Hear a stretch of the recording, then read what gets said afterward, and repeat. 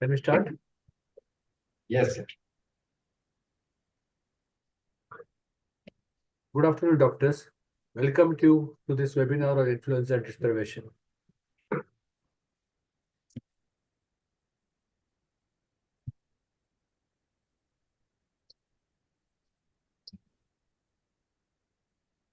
This webinar is brought to you by Heathrow Healthcare, an innovative pharmaceutical company. Doctors, as you know, Heathrow has got 30 years of excellence and 36 state-of-art manufacturing facilities. We have got 300 plus products in our portfolio and presence in 126 plus countries. We have got Heathrow has got 21,000 employees globally and is the largest closely held pharmaceutical company, and we are amongst the largest manufacturers of ARVs, APIs, and FTFs in the world. We have Asia's largest APIs manufacturing facility, SA at SCZ Complex, Visakhapatnam, Andhra Pradesh. Heathrow Healthcare is 360-degree solution provider, striving to fulfill unmet healthcare needs, reaching to customers across India. Wide range of products encompassing multiple specialties, pioneering in quality and innovation. And we have got distinction of bringing 4 biosimilar products to market within 5 years of initiation. They are darbepoetin alpha, rituximab, bevacizumab, and adalimumab. During during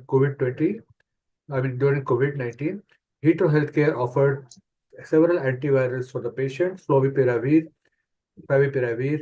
remdesivir, and of course, oseltamivir, for which Heathrow Healthcare received an award of Pharma Excellence in August 20 for COVID drugs. For discussion more, although we have got a lot of information on influenza and its importance of prevention of influenza and use of oseltamivir in this condition, we always like to have our own doctor's insight and experience on use of oseltamivir and necessity of prevention influenza infection. For this, today we have got Dr. Nageshwar Rao. Dr. Nageshwar Rao is MBBS DNB, sir is gold medalist, PGDMCH from Indira Gandhi National Open University, New Delhi, clinical experience from Nice Hospital, Hyderabad, Mahavir Hospital and Research Center, Hyderabad, India, Mahadevpura Rampur Medical College, Gulbarga, Karnataka. Sir has trained graduates from Care Hospital, Hyderabad, trained postgraduate DNB students, trained nurses in NRP and neonatal nursing protocols, trained staff nurses in PICU. Sir has been faculty instructor of pediatric advanced care support, has performed several procedures both in neonates and in children, and has presentation in many seminars and conferences. Welcome, Dr. Nageshwar Rao, and over to you for further deliberations. I'll stop Thank you, my sir. sharing and you can take. Thank you, sir. Thank you for the kind information and introduction.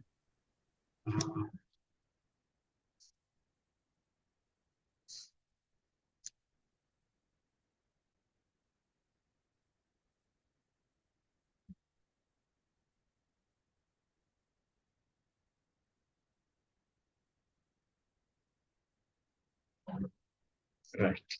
Okay. Like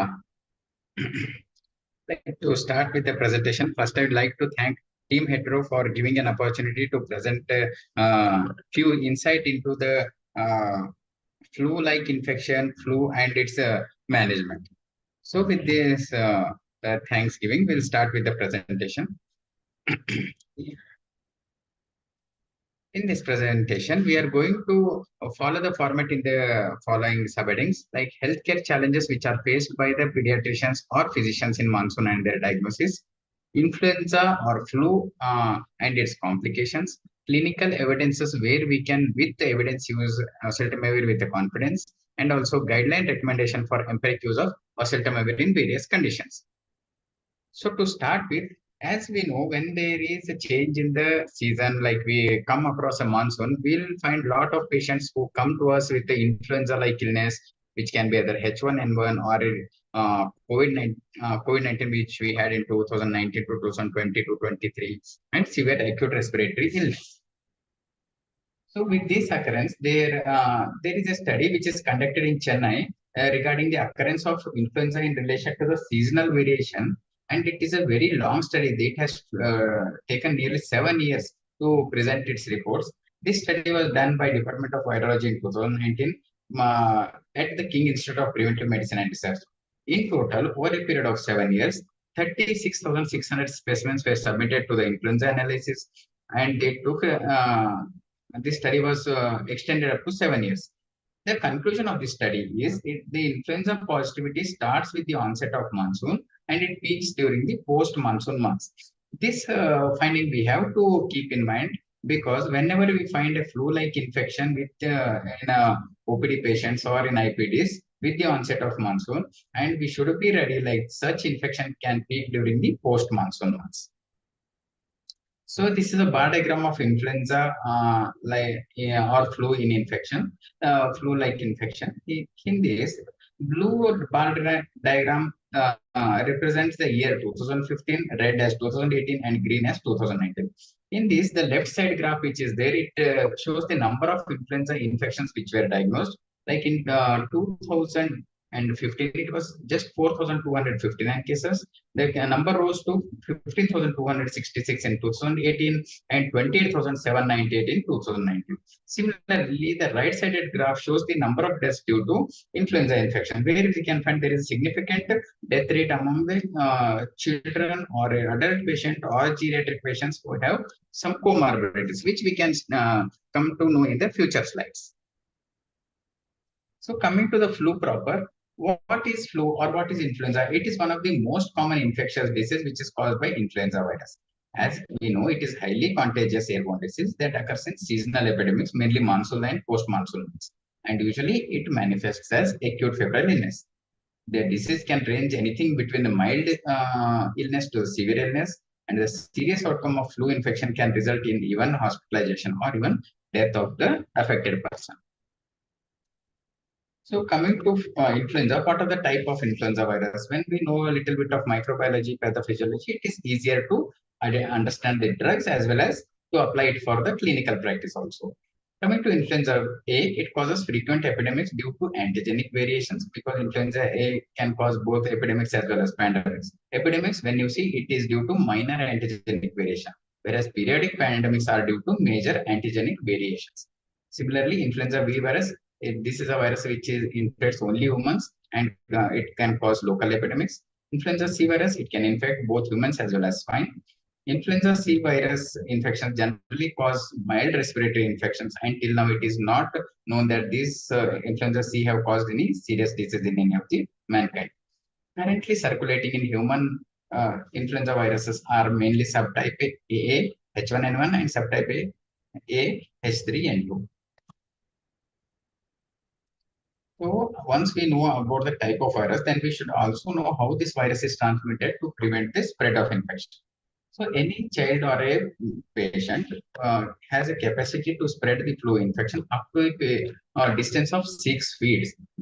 This mainly spread by droplet infection when the affected person has cough, sneezing, talk, and these droplets can land in the mouth and noses of people who are nearby, or any of the close contact members, family members, and or if they are suspended in the air, they can be inhaled by a person who is in and around that infected person.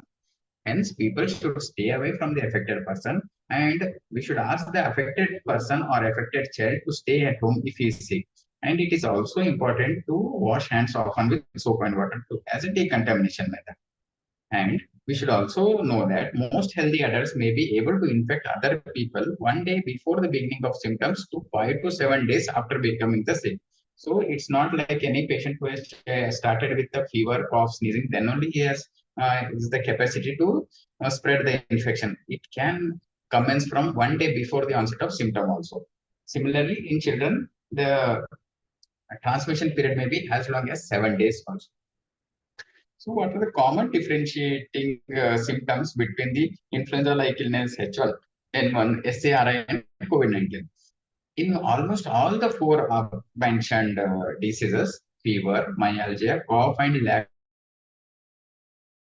of energy, sore throat. These are the 5 symptoms which are seen in almost all type of flu-like infections. Then breathlessness may or may not be there in influenza-like illness, as it is only mild, but definitely it is present in H1N1, SARI, and COVID-19.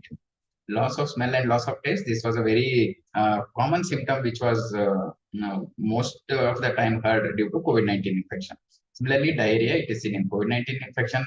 Headache may or may not be present in ILI and SARI, but it is present in H1N1. COVID-19, yes, it may or may not be there. So what are the warning signs of flu sickness? Any child who has come to OPD in the waiting area, so we should be alert, or triage should be done in the OPD waiting area itself. Any children who has come with symptoms of fast breathing or difficulty in breathing, who has bluish skin color or cyanosis, who is not able to drink enough fluids or he is dehydrated, not waking up or not interacting, like the child is lethargic and the child is so irritable that does not want to be held, and flu-like symptom which improve and then again return with fever and worsening of the cough, and any child with fever with rash. These are the children who has to be triaged and priority treatment has to be given without asking them to wait in the waiting period. Similarly, along with the above symptoms, if you encounter any infant with the above sign, along with being unable to eat, has trouble breathing, has no tears while crying, and significantly fewer wet diapers than normal, which is like oliguria. These are also additional warning signs in an infant, like in a baby who is less than 1 year. Similarly, in an adult, we should think about ask for difficulty in breathing or shortness of breath. Similarly, pain or pressure in the chest or abdomen, sudden dizziness, confusion, persistent and severe vomiting, and flu-like symptom that improve but again return back with worsening of fever and worsening of the cough. Complication of flu, they can range from SARI to pneumonia, bronchitis, ear infection, worsening of the pre-existing diseases like asthma, COPD in a geriatric patient or asthma-sensitive individuals, acute respiratory distress syndrome, and in the severest form, even death also. So coming after knowing like how it spread, at what time it is spread, what are the type of viruses, and how it spreads, when coming to the management of influenza. Management of influenza is again divided into two. One is supportive therapy and definitive therapy. Treatment is mainly supportive, and which consists of asking the affected child or an adult to take rest and increase the fluid consumption to maintain the hydration, use of cough suppressant if cough is more, antipyretics and analgesics such as simple paracetamol, and NSAIDs are recommended only in case of high-grade fever and myalgia. With this supportive treatment, if taken correctly, most of the patients recover in a period of 3 to 5 days. However, body pain, weakness, and loss of appetite may persist for a few days, which recovers over a period of time. In case the immunity is low or the child or an adult is severely affected, such children, we do recommend IV fluids and other definitive treatment also. Coming to the definitive treatment, as we know influenza is a virus, again we need to use antiviral drugs. Antiviral drugs are mainly classified into two groups. One is neuraminidase inhibitors and adamantinase inhibitors. Neuraminidase inhibitor, again, it is, as the name suggests, it blocks the viral neuraminidase enzyme, which is critical in releasing the virons from the infected host cell. Because whenever the virus enters into the host cell, it causes multiplication into multiple copies. And with the help of neuraminidase, it digests the cell body of affected person, and with the release of millions of virons into the blood circulation. Thereby, these virons are capable of affecting the other healthy cells also. Hence, these drugs are active against influenza A and influenza B. So, whenever you find it can be either influenza A or B, you can use neuraminidase inhibitors. In examples of neuraminidase inhibitors, common are oseltamivir and zanamivir. Coming to adamantinase inhibitor, they interfere with the hydrogen ion channel activity of the influenza A virus, thus blocking it entry into the host cell. As we know, it can act only against influenza A virus, so it can be used only in influenza A virus infected person. Unless we don't know whether it is A or B, it is better to use oseltamivir. If you are damn sure and the results are available, then you can go for amantadine and remantadine. Coming to antiviral therapy with oseltamivir. Oseltamivir is a selective inhibitor of neuraminidase enzyme of the influenza virus A and B. As we know, oseltamivir is a prodrug. Once ingested, it is converted into the active form in liver by carboxylation. It inhibits the virus replication, pathogenicity, and further spread of infection. It is effective against all strains of influenza and influenza B. Like this is the advantage where you find like flu-like symptoms are there. It is influenza infection, but you don't know whether it is A or B. It is better to start with oseltamivir. So this is a diagram of how this oseltamivir acts, like mode of action. So oseltamivir is considered to be the first oral neuraminidase inhibitor, and this is so safe drug, like it is approved in more than 100 countries for the regular use. So dosage and recommendation. In adults, it is easy, like 75 capsule twice a day for treatment, which lasts for 5 days.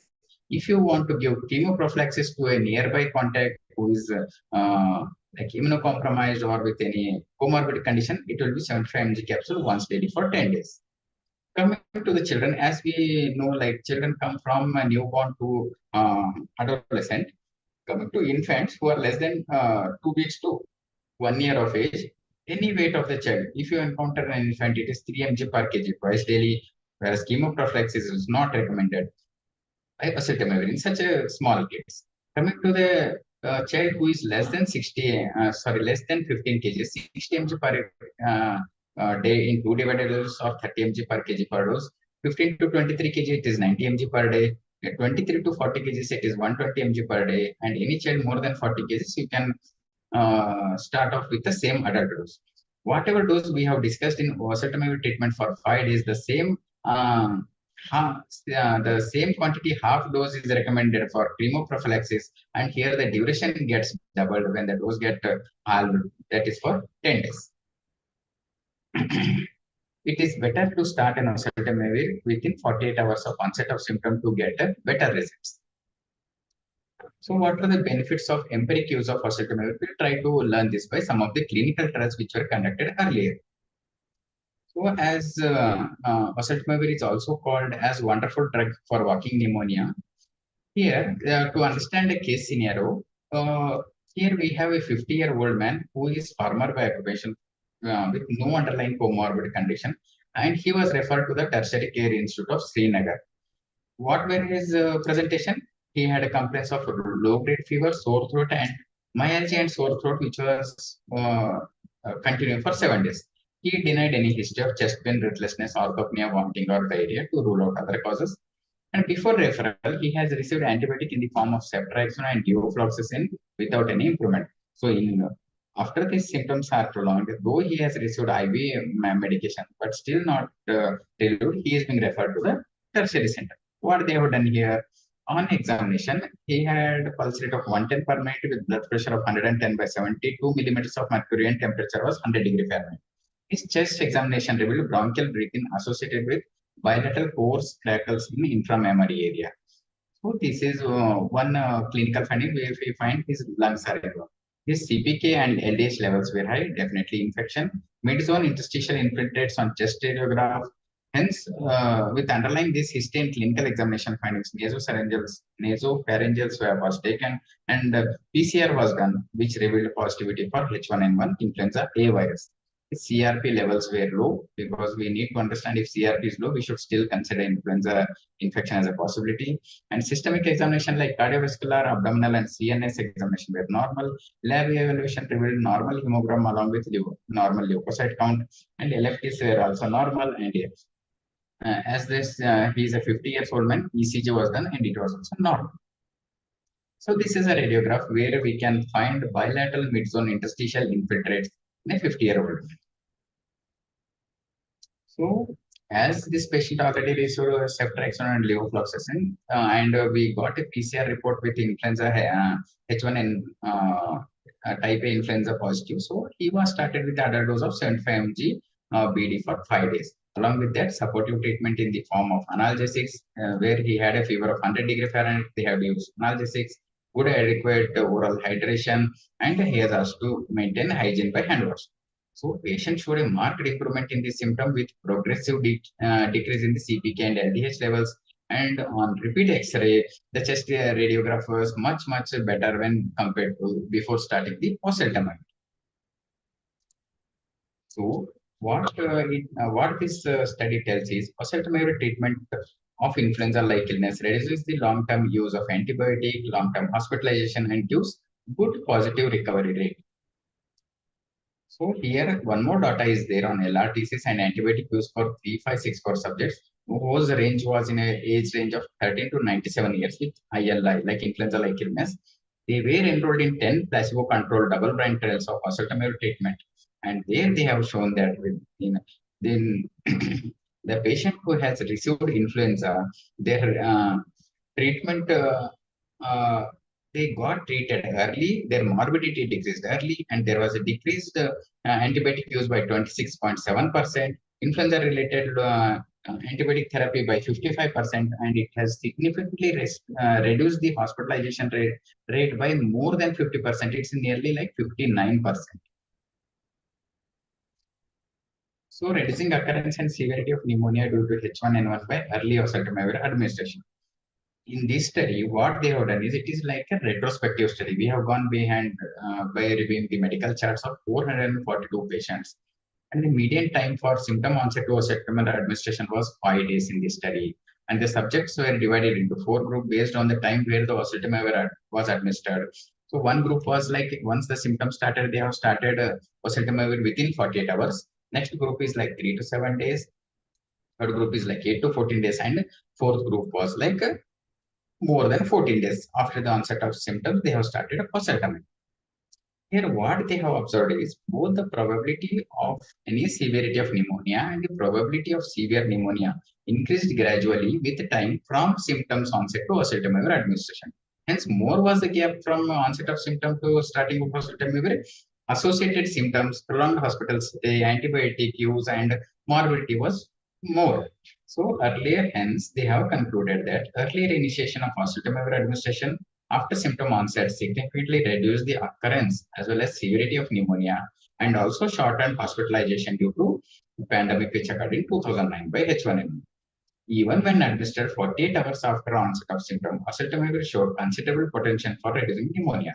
It's not like if the patient has come to us after 48 hours, we should not start oseltamivir. We can start when at the earliest we do find some positive finding and faster recovery. So again, this is the diagram where it shows that the patient with a shorter time to oseltamivir administration were distal earlier from the hospital with a good significance value. Again, one more study was conducted where the oseltamivir alone therapy or oseltamivir azithromycin combination therapy was also studied. In this retrospective observational cohort study, what they have found is influenza A infected hospitalized patients were identified and divided into 2 groups. Here, the influenza A infected, they have diagnosed early and they have divided this group into 2. One group contained 227 patients and the other group contained 102 patients. A bigger group, like 227 patients, received oseltamivir as well as azithromycin for at least period of 3 to 5 days, whereas the other group, they have kept only on single drug, that is oseltamivir, for again 3 to 5 days. Here only the additional factor was azithromycin in both the group. So here they have seen that incidence of secondary bacterial infection and incidence of need for respiratory support was significantly reduced when we use a combination therapy with oseltamivir and azithromycin when compared to the single drug like oseltamivir. Again, oseltamivir and azithromycin combination therapy offered significant reduction in hospital stay and influenza symptoms severity score. These studies show that combination therapy works more better with decreased symptomatology, faster recovery, and lesser morbidity in the combination therapy. So coming to the guideline recommendation, what are the guidelines where to use the oseltamivir? So World Health Organization recommends empiric treatment in influenza-like illness in a child or an adult who come with ILI-like symptoms. And treatment should be started as soon as possible because previous results and previous studies have shown earlier the onset of use of oseltamivir, faster is the result. Sometimes lab confirmation of influenza virus infection is not necessary for initiation of treatment. Like any of the family member is already diagnosed with influenza A and other family member is affected, then there is one situation. Other is like resource limited setting. Third is like when patient is not affordable. There may be various scenarios where always lab confirmation may not be available at that time. If you find clinically like it is influenza-like illness or influenza A infection, better to start off with the oseltamivir. Negative lab test for H1N1 does not exclude the diagnosis in all patients. Therefore, early resuming of oseltamivir is recommended. And if you come across with any high-risk individual who has exposed to a patient with influenza, then consider resumptive treatment with oseltamivir, or rather we call it as chemoprophylaxis. What does Ministry of Health and Family Welfare Government of India has to say? It says that give empiric antimicrobials to treat all pathogens causing SARIs, and empiric antibiotic therapy should be based on the clinical diagnosis like community acquired pneumonia, healthcare associated pneumonia, if infection was acquired in the healthcare settings. Then empirical therapy includes a neuraminidase inhibitor for treatment of influenza when there is a local circulation or other risk factors, including travel history or exposure to influenza, animal influenza viruses. So in adults who we encountered community acquired pneumonias who test positive for influenza should the treatment regimen include antiviral therapy because it is a community acquired pneumonia, but who has also tested for influenza. Here, the recommendations are we recommend that anti-influenza treatment such as oseltamivir be prescribed for adults with community acquired pneumonia who test for positive for influenza in the inpatient setting, independent of duration of illness before diagnosis. And this recommendation comes as a strong recommendation with moderate quality of evidence. Several observational studies suggest that the treatment with oseltamivir is associated with a reduced risk of death. Like this is the severest complication we are preventing with earlier starting of oseltamivir in patients who are hospitalized with community-acquired pneumonia and who have tested positive for influenza virus. Treatment within 2 days of symptom onset or hospitalization may result in best outcome as we have seen in previous studies. Although there may be benefit if we start treatment on 4th or 5th day after symptoms, starting of the symptoms. So to summarize, proper diagnosis and early treatment can prevent flu and its complication. Empiric use of oseltamivir reduces lower respiratory tract infection, hospitalization, as well as antibiotic use. WHO, American Thoracic Society, and Ministry of Health and Family Welfare recommends empiric use of oseltamivir in case of the appropriate patients. And this is the summary about the oseltamivir and its related case studies.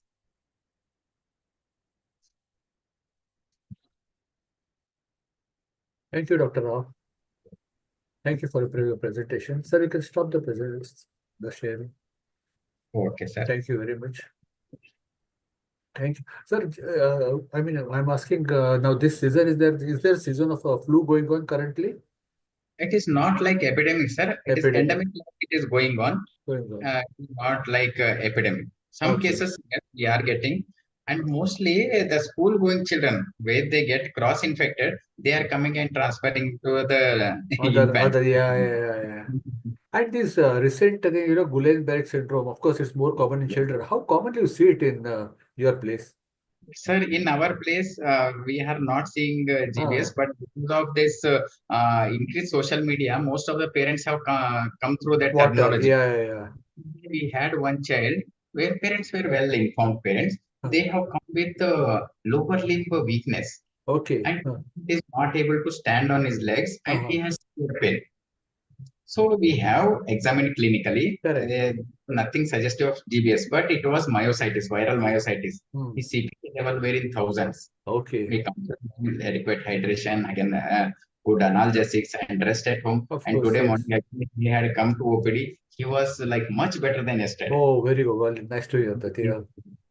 We got some more 8 to 10 questions to be answered to parents to rule out why it is myositis and why it is not GBS. Yeah, and currently, because of social media, this awareness of Guillain-Barré is suddenly increased. I mean, we have read in our textbooks, but it's not so common. And it responds very well to antibiotics, I suppose. Yes, sir. Anyway, thank you very much for your inputs, and insights into influenza and its management. Thank you very much. Thank you for taking time. Thanks all the doctors for taking time and attending this webinar. Thank you, Hetero marketing and sales team for conceptualizing and operationalizing this. Last but not the least, thank you, IT team of Hetero for your support. Thanks once again. Thank you very much. And signing off for the evening, which was a very pleasant evening. Sir, thank you. And we can sign off. Yes. Ravali, we can sign off.